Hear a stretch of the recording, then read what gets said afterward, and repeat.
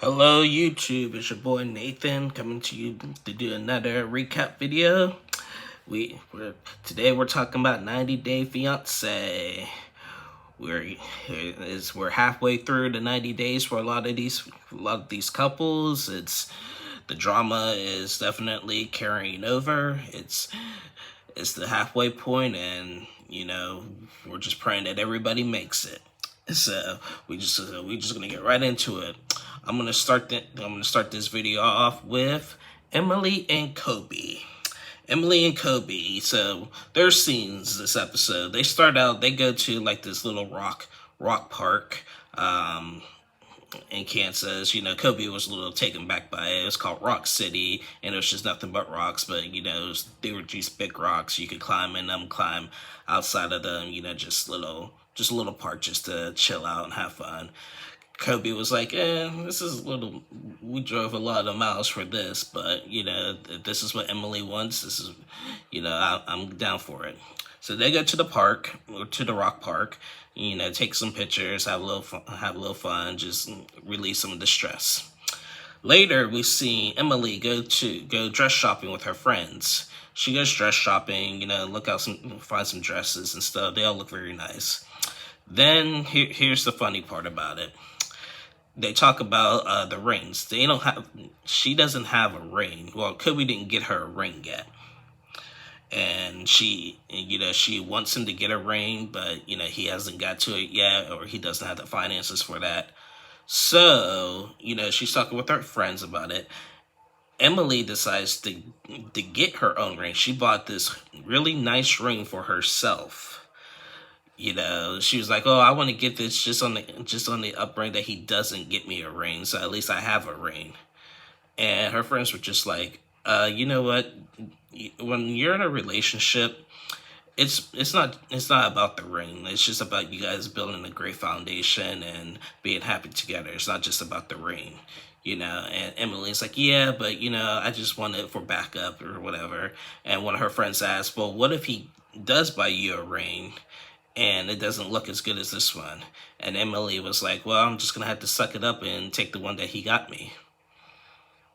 Okay, so that's interesting. I never heard of that, but whatever floats your boat. So I do think that's going to backfire, because looking at the previews, I do think that he's going to buy her a ring for next episode. So I think that's going to backfire. So yeah, so that was what we've seen out of Emily and Kobe. Not much, hardly no drama finally with them in this episode, so that's good.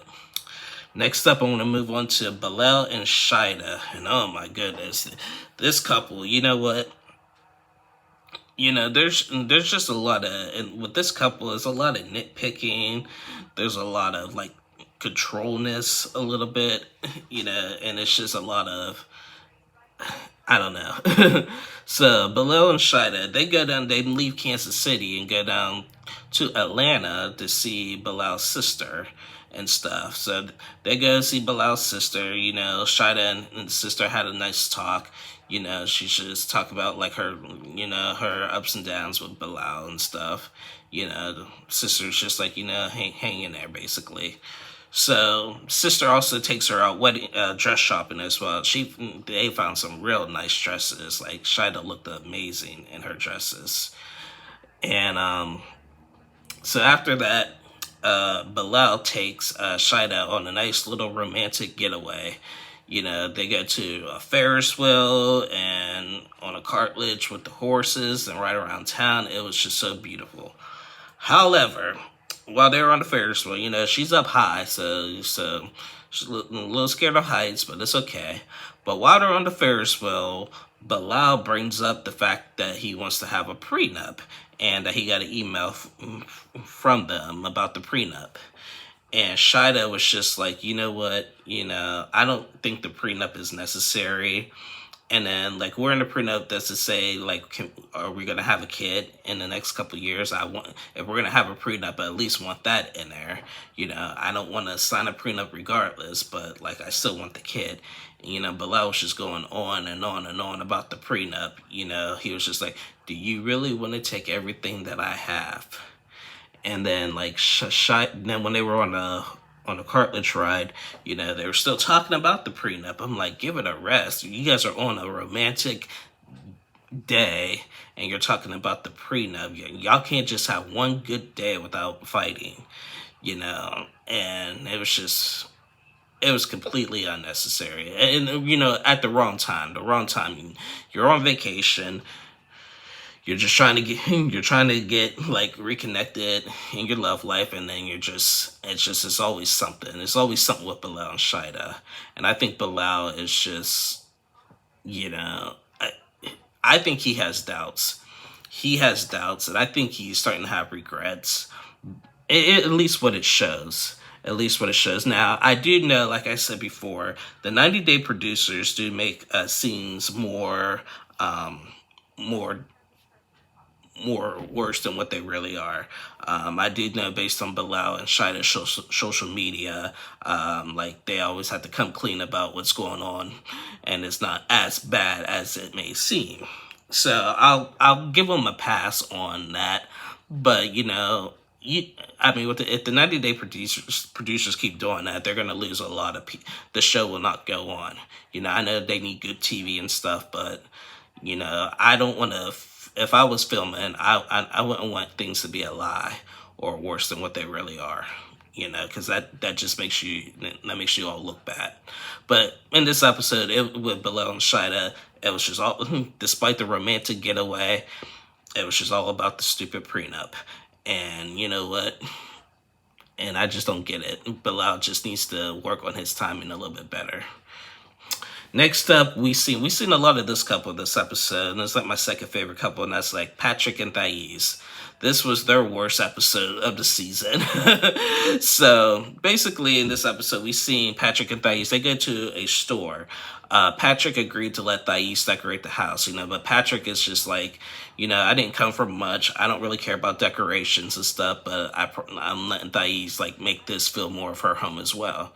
So they go out to the store, they look through some things. They had a guy at the store help them look through some things, and a lot of things were expensive. And Thais was just like, oh, I want to get this, but it was like $500. I think it was a couch and some other decorations, pretty expensive. $500, and Patrick was like, nah. And then Thais was getting really mad at him. I was like, why don't you want to spend on this? You told me I could do this, so why are you saying no now?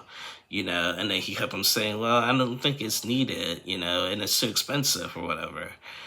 And she's like, well, you promised or whatever. So, and then what's weird about it, the guy who works at the store there, he butts in their conversation. He's like, guys, if you're having issues looking for some things, I can help you, And he was like, how about this, and that? So, they were expected to spend about like a couple $100 at the store, and they only spent, I believe it was about like $45, So that didn't go down too well. So they get back to the house, and they got into a big argument about finances and stuff, and it got to the point where Patrick like got some money out and threw it on the table at Thais. I'm like, here, you want money? Here, take it. Go buy what you want. Like the fight was just so bad like that. And when he did that, Thais was so scared. She was so upset. She was just like, this is not the man I met in Brazil. This is not the guy that I fell in love with. I feel like Patrick is really controlling. He doesn't listen to me and everything.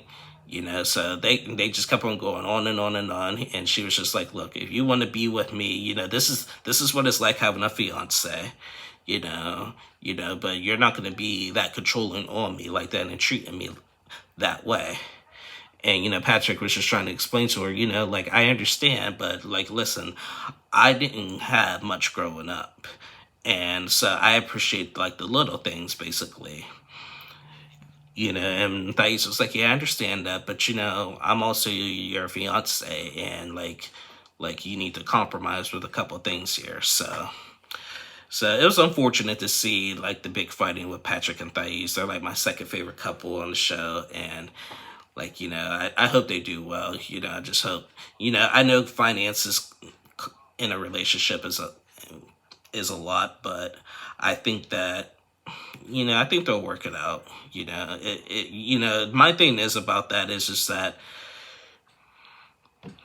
finances, yes, they're part of a relationship, but when you're first starting out, it should be more about the love, and then the finances. Like, I want somebody who would love me for me and not my money to start with, and then money will come in time and stuff. But if it's just all about money to begin with, then it's just not going to work. And going back to Bilal and Shida, they that's why I think Shida's just drained from that earlier prank in the season when he pranked her about the house, and then now you got the prenup. She's just on edge with that. So I kind of feel Patrick's side about this. I understand, but I also see Thais's like point of view. Just don't be controlling, and just like listen and try to compromise. So they need to learn how to compromise. Next up, we seen Jabri and Miona. Jabri and Miona. Now, okay, Jabri is kind of like starting to kind of get on my nerves a little bit. Like he's just like, it just feels like it's his way or the highway with this. So Jabri meets up with his parents at a store without Miona, and they talk, and his mom and stepdad was just like, listen, I don't think you're happy. You are not happy. Like, if this 90-day window wasn't here, would you still go through with the wedding? And Jabri was like, no, honestly, no, because, we need more time. I want to wait another year and plan like a big wedding where we have more finances. But, Jabri is just like, everybody's just in my ear about this. I'm kind of sick of it. The mom won't back off. She has her opinion, and then his friend David has his opinion. I mean, I understand your friend's concern, but when it comes to your friends, like, they need to really stay out of it. You don't really need to overthink it with the friends, but you should just be about the family here. So he's doing that. They talk about that, and the mom's concerned about him and stuff. So then later he meets up with Miona, and they talk about how that, and Miona was just like, and then he asked Miona, like, would you be willing to, like, postpone the wedding? And she was like, no. One, I cannot go back to Serbia and go through this process again. So, like, if you want to be with me, we got to do this in this 90 days, basically. And you better pray we work out, because if you decide to do that, we ain't even going to be together. So you're going to have to figure something out. And Jabri is just like, everybody's just in my ear about this, and Miana's just like, yeah, that's the problem. Everybody's in your ear. You need to be a man and say, like, and be your own person and do what you want to do and not listen to your parents, your friends. This is about us. This ain't about them. So, and Jabri's just like, he's more, and then he said, I'm thinking more about the band. We didn't even finish the song and stuff. And I'm like, when he said that, I'm like, dude, you brought a girl here on a K-1 visa from Serbia. You know the rules, and you knew what you're getting yourself into. Yes, you knew you're going to have problems, but, the focus should be more on that. Yes, you have a job, and you got stuff to do, but, you got to think about your woman here. She's here alone with no family and friends, and it's just like you're his way or the highway, and it's coming out to me, and I apologize, but it's coming out to me very arrogant with him. So, he just seems like very angry all the time and mad and stuff. So I think he needs to really take a step back and, like, be a little bit more, like, the most romantic thing I seen with him and Miana is when back in the early part of the season when he picked her up at the airport, when he rolled out the red carpet for her. They need to do stuff like that to, like, get back to falling in love and stuff, because again, same with them, it's been nothing but bickering and fighting and stuff. So that was Jabri and Miana. Next, it was Kara and Guillermo, and we only saw Kara. We didn't see Guillermo, but Kara meets up with another male friend that she knew, and they're just talking about Guillermo. And this time Guillermo didn't show up because every time he shows up to meet her friends, they always grill him. So in this scene, they only had that one scene together. It's just like, are you ready for this? And Kara, she, like I said, she still has that party lifestyle that that, you know, I feel like Guillermo's more mature than she is. Like, she still like wants to do everything her way, like kind of like Jabri. It's like kind of like her way or the highway, and she's not really like listening or trying to compromise and stuff. And you know, her friend was pretty much noticing that. You know, but you know, but they always try to make a fall back on Guillermo. Guillermo, you know, we had mentioned Guillermo does want to work. He does want to be there for Kara. He wants to. He's here for the right reasons and stuff. You know, he's been through a lot in his young life, and he wants a good life, and he's gonna do everything he can. And you know, and everybody, and from what I've seen, he's shown that. But you know, everybody keeps grilling him, and Kara's just not listening or compromising with him. So I feel like that they need to really get it together and compromise. So I hope they work out. Next up, we've seen Ari and Benny. Ari and Benny, the veterans. So this Ari and Benny, this was kind of like my favorite moment of the season with them. Well, at first they had to address the elephant in the room about how Ari acted a couple weeks ago when she saw Benny training with the girl, and then she came in and caused a scene, and lucky she didn't get popped. So they talked about that. And you know, like she was like, she was like, okay, I may have overreacted, but you know, you still should have told me and stuff. And you know, if I was him, I was like, you know, like maybe yes, but you know, you don't. I wasn't really thinking of it like that. Like there was like, you know, we're just training, like guys and girls training MMA fighting all the time. So so it's just that. So moving past that, they set up an amateur fight for Benny at a nice MMA arena and stuff. It was a packed house. They go to the fight and stuff, and Benny's getting ready to have his first American fight, and it was just like his dream come true scenario. You know, prior to the fight, Ari was like, "This is your last chance. You want to back out? If I tell you not to fight, are you not gonna fight?" And Benny was like, "You're not asking me this question right now. You know, I trained long and hard for this. You know, I'm ready to go." So Ari's dad didn't show up. He was just like, "No, I do not want to see no MMA fighting." But Ari's mom came. And so they sat in the arena, they sat in the crowd, you know, cheered Benny on. And right before Benny got in, nobody's seen this, but I saw this, and I kind of knew about it before. But there was a special guest that they didn't point out, but they shown, that was filming Benny and cheering for Benny as he was going in, and that was Angela. Nobody caught it, but I caught it. Angela was at Benny's fight, you know, and I knew that because she had took pictures a while ago when this was filmed, and then they actually shown her, but I don't think anybody else noticed that. So yeah, Angela was there. You know, they didn't interview her or nothing, but they showed a glimpse of her like cheering Benny on and stuff. So that was really nice of Angela to come out to support Benny. So Benny gets in the ring, and Benny just goes full force at this guy. He just like kicks him, like runs quick and just kicks him, and then puts him in a chokehold. Benny and this guy fought for 33 seconds. And Benny wins the fight, put him in a chokehold, made him tap. It was crazy. It was, you know, I was so happy for Benny. He knocked this dude out quick. And that was just, he was just on cloud nine. He was doing backflips, you know, running around the arena, screaming, and he was just on cloud nine. That was his dream. I was so happy for Benny. Like, that was his moment. You know, Ari was just like, you know, I was thinking about the guy that you knocked out. I was hoping he was okay. And I think Ari a little bit was kind of wishing he would lose so he didn't have to do this no more, because when he was fighting, she was just like, But, you know, Benny, he's a strong man, and I applaud him for all his hard work he did in that training going into that, because that was awesome. And, you know, so Ari and Benny was like, so now you got that out your system. Now you can just focus on me and Avi, right? He's like, yeah, of course. But, you know, I also want to do this again, you know.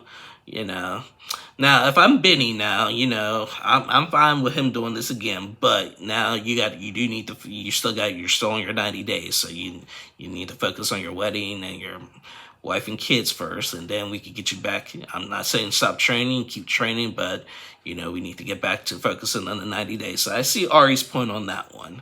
So So yeah, it's but Benny, I was so proud of him. He like I applauded him with that, and he deserved that. So I congratulate him on his win. So yeah, that was this week's episode of 90 Day Fiance. We did not see even Muhammad, thank God, because I'm kind of tired of complaining about Muhammad. We'll see them next week. So yeah. So thank you guys for watching. Be sure to stay tuned for more videos, and I'll be back tomorrow, Wednesday, to recap the episode of Catfish. So thank you guys for watching. Please like and subscribe, and you guys have a great day.